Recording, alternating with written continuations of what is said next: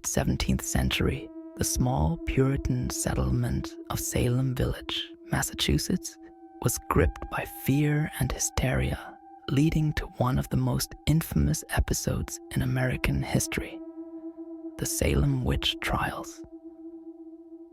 It all began in 1692 when several young girls in Salem Village, including Betty Paris and Abigail Williams, began to exhibit strange behaviors.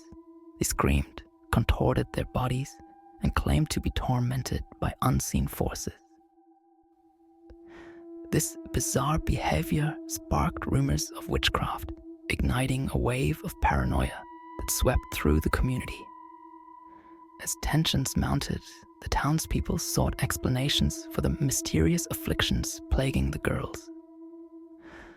The Puritan belief in the supernatural, combined with existing social and economic tensions, created a perfect storm for mass hysteria. In March 1692, the first 3 individuals accused of witchcraft were Tituba, a slave of the Paris family, Sarah Good, a homeless woman, and Sarah Osborne, an elderly woman. The accusations were based on little more than the girls' claims, and soon the accusations snowballed. The trials commenced, fueled by fear and suspicion. The accused were subjected to public humiliation, and many were coerced into confessing to witchcraft, often implicating others to save themselves. The court was dominated by the notion that spectral evidence, testimony that the spirit or specter of the accused was seen committing witchcraft, was admissible. This opened the floodgates for anyone to be accused based on mere suggestion, leading to a near-complete breakdown of rationality within the community. As the trials progressed, prominent citizens were ensnared in the hysteria. Notably, Rebecca Nurse, a respected elderly woman, was accused and eventually executed despite a strong defense. Her trial showcased the rampant injustice. Witnesses claimed to have seen her spirit committing acts of witchcraft. The courtroom became a theater of the absurd, where truth was eclipsed by fear. The executions began, and the gallows became a grim symbol of the madness that had gripped Salem.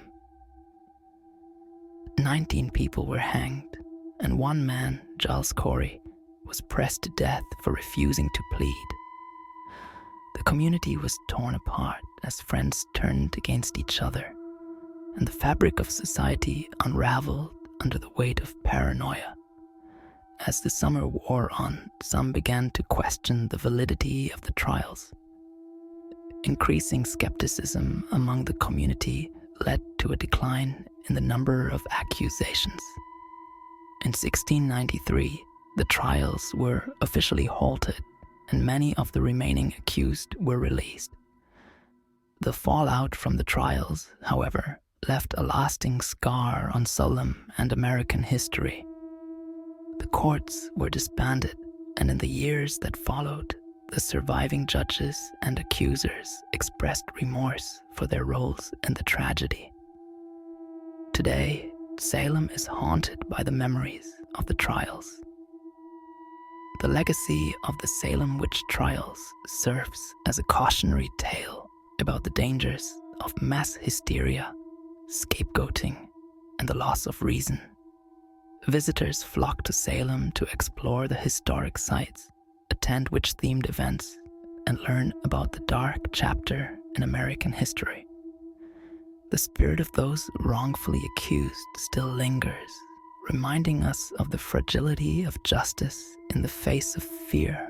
The trials left a permanent imprint on the American psyche, highlighting the dangers of extremism and the importance of due process. The phrase witch hunt remains relevant today, a reminder of the peril that arises when fear and suspicion eclipse justice. In the years that followed, Salem sought redemption through education, memorials, and a commitment to ensuring that such a dark chapter would never repeat itself. The haunted echoes of the Salem witch trials serve as a chilling reminder of the human capacity for fear, prejudice, and cruelty.